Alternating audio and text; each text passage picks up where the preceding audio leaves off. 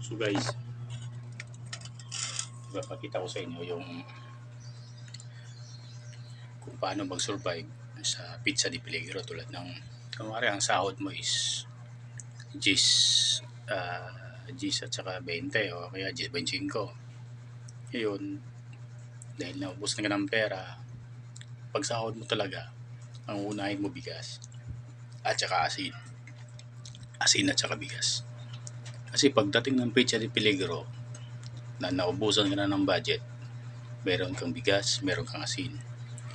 At saka pag wala ka na mahiraman, wala ka na mapuntahan, kahit saan ka pa manghiram, wala ka mahiraman, makakasurvive ka. So ituturo ko sa inyo ano yung mga survival tips para makasurvive. So una, dapat meron kayong asin. Asin. Pangalawa, meron kayong bigas. Yan po yung bigas. Bigas. Ang gagawin nyo dyan, lutuin mo yung bigas, damihan mo ng tubig, tapos lagyan mo ng asin. Kahit sa 7 araw, kaya mag-survive nyan. So ganito yun. Tuturuan ko kayo ng mga survival tips. So guys, ito na.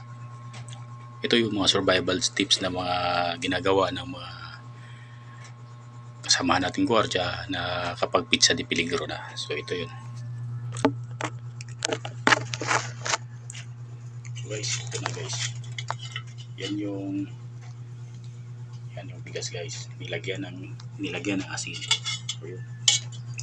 Ito yung mga pizza di Peligro guys.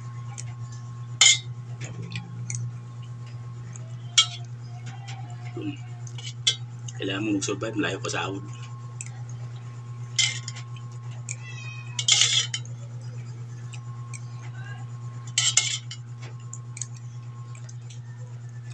So, yun lang guys, no? Para mag-survive ka lang. So, susunod na vlog, iba naman ang ituturo sa inyo. Yun, hanggang ngayon lang.